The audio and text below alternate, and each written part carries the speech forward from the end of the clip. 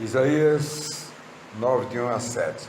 Mas a terra foi angustiada, não será entenebrecida, envelheceu nos primeiros tempos a terra de Zebulon e a terra de Naphtali, mas nos últimos tempos a enobreceu junto ao caminho do mar, além do Jordão, na Galiléia das nações. O povo que andava em trevas viu uma grande luz, e sobre os que habitavam na região da sombra da morte resplandeceu a luz. Tu multiplicaste a nação, a alegria lhe aumentaste, todos se alegrarão perante ti, como se alegram na ceifa e como exulta quando se repartem os despojos. Porque tu quebrastes o jugo da sua carga e o bordão do seu ombro e a vara do seu opressor, como no dia dos midianitas. Porque todo calçado que leva o guerreiro no tumulto da batalha e todo o manto revolvido em sangue serão queimados, servindo de combustível ao fogo. Porque um menino nos nasceu e um filho se nos deu, e o seu principado está sobre os seus ombros, e se chamará seu nome Maravilhoso Conselheiro, Deus Forte, Pai da Eternidade, Príncipe da Paz. Do aumento deste principado e da paz não haverá fim sobre o trono de Davi e no seu reino, para o firmar e o fortificar com o juízo e com a justiça, desde agora e para sempre. O zelo do Senhor dos Exércitos fará isso. Amém? Amém. Muito bem, meus irmãos, podem assentar. Nós estamos falando nesses dias sobre esses temas, sobre o nascimento de Jesus, sobre o Natal. Estamos dedicando este tema, e hoje falando da profecia de Isaías. E eu rótulo esta mensagem com o tema Resplandeceu a luz. Brilhou a luz espargiu, o clarão apareceu e iluminou os que estavam na escuridão e nas trevas. Eu quero destacar nesta noite para os irmãos 3 versículos. O de número 2, a frase o povo que andava em trevas. O de número 4, quebraste o jugo da sua carga. E o 6, o principado estava sobre os seus ombros. Meus irmãos, eu quero destacar esses 3 versículos e quero chamar a sua atenção para a palavra do Senhor, por esta profecia pronunciada, de muitos anos atrás, mais de 500 anos, a vinda, o nascimento, de uma forma assim tão categórica, mostrando Jesus que viria de uma forma muito especial. O primeiro verso, o povo que andava em trevas. O povo de Deus, amados, na época enfrentava tempos difíceis, E eles assim estavam esperando superar aquele momento duro que eles enfrentavam. Imagine quando se tem crise, para sair dela as coisas ficam difíceis, Parece que não tem como se resolver. Meus amados, eles desejavam, como o povo de Deus que eles eram, o povo de Israel, que surgisse, como ele diz assim, Senhor, manda uma luz aí, que brilha aí para que a gente se toque, que nos anime. É isso, porque eles pediam a Deus, tira essa escuridão, tira essas trevas da vida, do meio do povo da gente. Nós não estamos aguentando, não é? Não estamos aguentando, né? Eles não aguentavam mais aquela situação. O verso de número 2, eu vou tratar um pouco mais dele na frente, como também o 3, ou melhor, o 4. Quebraste o jugo da sua carga. O que é isso aqui, amados, né? A queda do pecado tornou-se impossível que um pecador tirasse a carga que o homem tinha que carregar, né? Então o homem não tinha como retirar. Era um jugo pesado, difíceis demais para eles, porque o pecado infelizmente trouxe esse mal, né, que paralisou o povo. O povo estava desalentado mesmo, e ele não tinha como enfrentar aquela situação, né? E o pior de tudo, amados, aquele povo constantemente estava afastado de Deus. Uma pessoa afastada de Deus não tem como ter solução.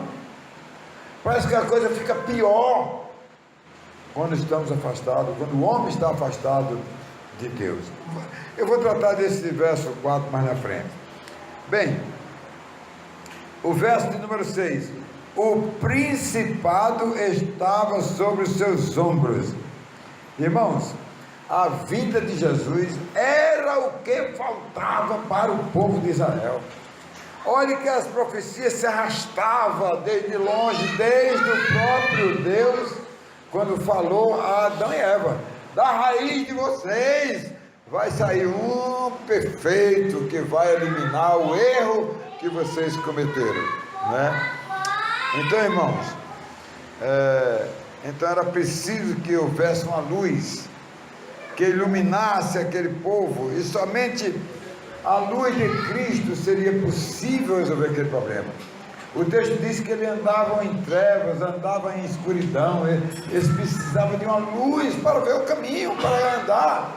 E o que é que a palavra de Deus diz? Que Jesus, quando esteve aqui, ele disse algo fantástico, lá no livro de João, capítulo de número 8, verso 12, e ele disse assim, amados, né? O povo que andava em trevas, esse povo, ele então estava dizendo assim, amados, Jesus: eu sou a luz do mundo, não é? Quem me segue não andará nas trevas, mas andará na luz, onde não se trupicará, onde não se emperrará, andará na luz, estará vendo o tempo todo, onde não haverá nenhum tipo de perigo. Meus irmãos, vamos para o primeiro ponto da nossa palavra nesta noite. O verso 2: o povo que andava em trevas. Será que está muito diferente de hoje isso aí, irmão? Né? Veja que parece que não está tão diferente assim. Parece que estão vivendo aquele tempo, apenas com as modernidades, que é peculiar de um desenvolvimento que o povo está experimentando. Mas, tirando essas coisas, parece até que nós somos parecidos. O período agora parece igual àquele, né? A igreja, irmãos, está esperando o quê? O povo daquela época esperava quem? Jesus. Quem é que nós estamos esperando? Também Jesus. Ele veio na primeira para aquele povo, e aí vai vir na segunda para todos nós. Amados, Jesus Cristo é a grande solução para o homem. É a solução para tirar o homem dessa situação de escuridão, de trevas, amados, do pecado. O pecado cada vez mais aumenta, cada vez mais ele prolifera. Parece que pecado que nunca ninguém ouviu falar está surgindo agora, né? Pecados surgindo agora, né? Novos, diferentes, irmãos, né? E quantas pessoas, irmãos, desesperam e vivendo um momento difícil em todas as áreas. Nós estamos vendo aí o povo sofrendo em todas as áreas, né? No mundo, a gente está vendo o povo sofrendo essa questão da imigração. A gente está vendo o povo sofrendo esse negócio de epidemia, Nós estamos vendo o povo sofrendo esses negócios de intolerância, de socialismo, de governo, de sei lá, e do que mais. Então o povo está vivendo isso, irmãos. O povo está passando por opressões, né, muito grandes. Pessoas, irmãos, muitas vezes boas e sãs de saúde, da noite para o dia, elas são acometidas com uma depressão, que pega uma pessoa boa, com saúde, e de repente essa pessoa estaciona, essa pessoa desaba sobre ela uma circunstância terrível, que ela não sabe como sair dela, amados, e muitas delas até tiram as suas vidas, né? E lamentamos colegas pastores morrendo. De quem que ouvia falar nisso? Pastor, agora morreu um líder da Igreja Assembleia de Deus, Júlio, presidente de um ministério grande no Rio de Janeiro, gravou dizendo que ia se matar. Então a gente vê que está afetando, está alcançando, amado. O que é isso? São trevas, são escuridões que alcançam pessoas, amados, né? Muitas delas não têm vida cristã, não têm compromisso, amados, com Deus, e o pecado tem explorado nesses dias da gente, amados, que atinge as pessoas as melhores possíveis para se embrustecerem, para ficarem enlouquecidas. A gente agora está vendo um tal de surtou, né? Surtou, o cara surtou dentro de uma igreja, escolheu logo uma igreja para matar 5 pessoas. Então é a crise, amada, da escuridão, das trevas do pecado, que nós, irmãos, como cristãos, devemos ter cuidado. O homem, irmãos, ele ignorou o que? O paraíso, irmãos, um lugar que Deus criou para ele, para viver, gozar, para estar aqui desfrutando de tudo de bom, né? E este homem então preferiu o lugar dele, de si mesmo, resolveu desagradar o Criador e fez a sua própria vontade, amados. E hoje, amados, isso vem se repetindo, repercutindo, né, na vida do homem, que se impõe em querer ser ele, ao invés de deixar Deus ser tudo na vida das pessoas. Amados, estamos vivendo a morte de tantos, estamos vendo a morte de tantos jovens que nos entristecem, luta famílias, irmãos, e tudo isso por causa de quê? Por causa das trevas, por causa da escuridão, do pecado, que leva as pessoas ao fim. Em segundo lugar, irmãos, vamos ver o verso 4. Quebraste o jugo da sua carga. Ah, meu irmão, a pessoa que vive no jugo, né? E nos dias, irmãos, nestes dias estão vivendo, por exemplo, do WhatsApp. Eu recebi uma mensagem do WhatsApp de um colega pastor de Manaus, pastor João Wilson. Já não conhece. Ele disse que nunca viu tanto desespero ali naquele incêndio que houve ali, que atingiu muita gente lá em Manaus. Ele viu tantas pessoas desesperadas, irmãos, pessoas, irmãos, que foram atingidas não pelo aquele clarão do resplendor amado da luz de Cristo, mas da luz do fogo, consumindo as coisas materiais, destruindo os bens materiais das pessoas, né? Quando ele passou esse WhatsApp para mim, eu fiquei meditando, irmãos, né? Naquele incêndio que atingiu aquelas pessoas, irmãos, são momentos importantes que não existe como resolver, e por essa razão, irmãos, o homem precisa não da luz do fogo consumidor para destruir a nós, mas o homem precisa da luz de Cristo, resplandecer a luz de Cristo.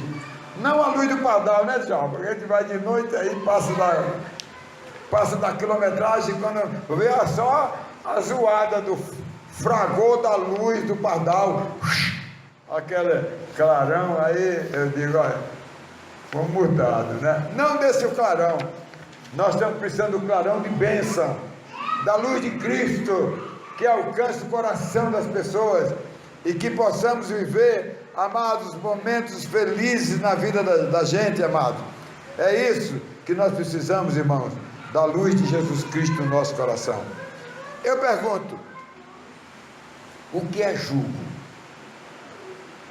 Bem, irmãos, na Palestina era uma barra pesada de madeira colocada nos ombros dos animais, dos bois e dos burros, né? Colocada entre o chifre, né, e por baixo do pescoço. O povo de Deus passou por esse tipo de jugo assim, em especial quando foram cativos de Jerusalém para a Babilônia, tudo amarrado, e alguns trabalhadores botaram mais uma canga neles, de jugo. Amados, o pecado tem colocado canga no homem, que fica preso, nada pode fazer por causa da droga, por causa do vício, por causa da intolerância, os governos intolerantes, que só pensam em denegrir, em destruir os seus semelhantes. Então nós precisamos, irmãos, quebrar isso, não é? Precisamos mesmo. O homem vem sofrendo de longe, e continua sofrendo até os dias de hoje, não sabe como se livrar da canga do pecado. É uma coisa terrível.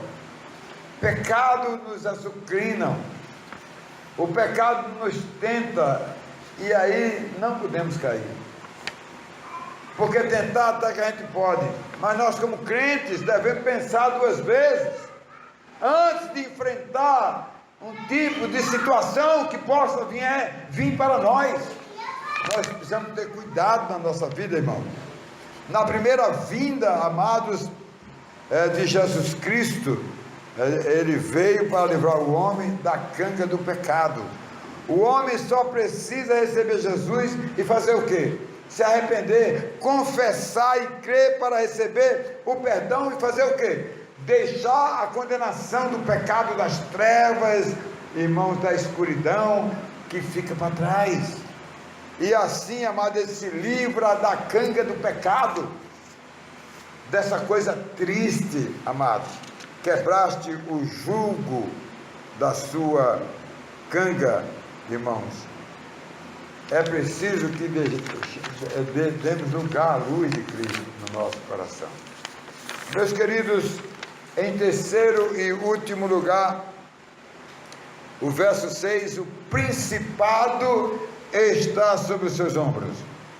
Irmãos, o Senhor Jesus, ele veio como a luz para brilhar, para nos libertar da escuridão das trevas, que leva, amados, o homem para a perdição. As trevas, pecado é uma coisa, é uma nódoa triste, né?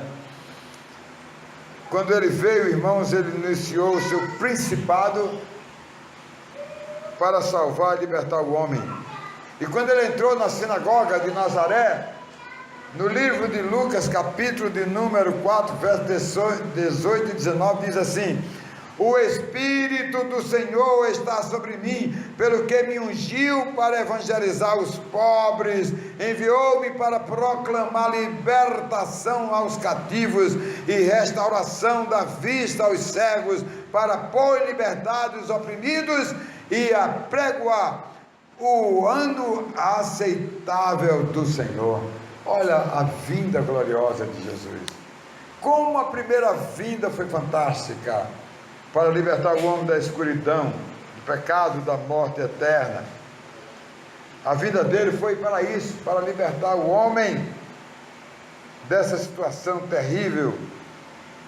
E ele colocou o seu Santo Espírito dentro do nosso coração, encheu de luz nosso coração, para podermos viver, amado, com a claridade de Deus, na nossa vida, irmãos, não é?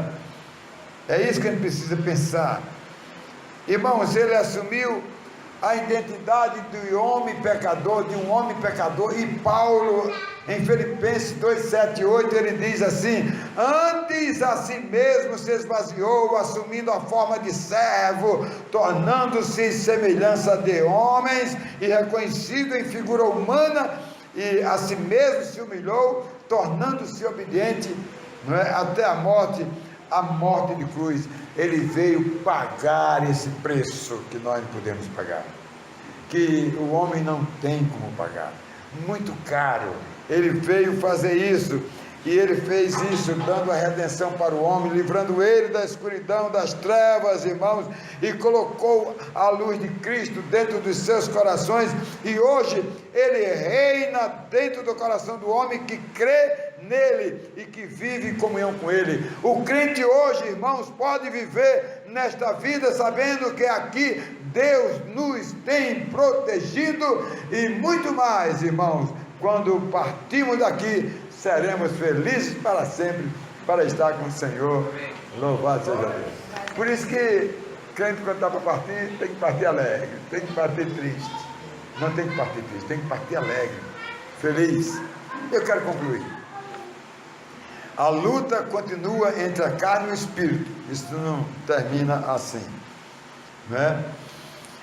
E em tudo a carne quer prevalecer com as coisas inclinadas para o mal. A carne prevalece inclinando a pessoa para o mal, né? Para levar as pessoas ao desamor, à tristeza e os males, né?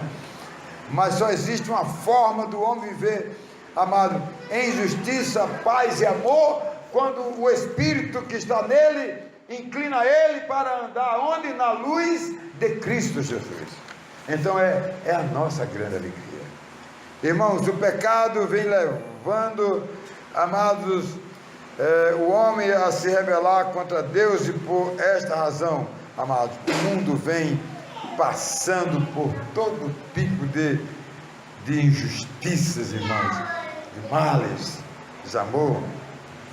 E só existe uma forma do homem viver em paz, amor e justiça, amados, quando ele passa a andar na luz de Cristo. Vou terminar com uma história assim. Alô, Dedé, né? O julgamento dos dois invejosos. Conta-se a história de dois homens, moradores na mesma cidade. Um deles muito invejoso, o outro muito avarento. Brincadeira, cada um diferente do outro, mas o governador da cidade mandou buscá-los à sua presença, prometendo conceder a ambos tudo o que desejarem, sobre a condição de que aquele que pedisse primeiro, né, aquilo que pedisse primeiro receberia o que pedisse, e o outro a mesma coisa em dobro. O outro, mesma coisa em dobro, certo? Então o invejoso não queria mesmo ser o primeiro a pedir, certo? Para que o outro não recebesse mais do que ele, né? Então o invejoso ia pedir uma gleba de terra, ou então ia ter duas, do dobro, né? Então, mas, estando isso, pediu o invejoso ao governador que um de seus olhos fosse vazado, fosse cegado, para que o outro perdesse os dois olhos. O pecado é mau, eu estou encerrando exatamente o homem com os dois olhos apagados, sem luz, na escuridão, nas trevas, e só Jesus, ele traz a luz para libertar o homem das trevas, né, até da ignorância, da inveja dos homens. Que Deus nos abençoe. Amém, irmão?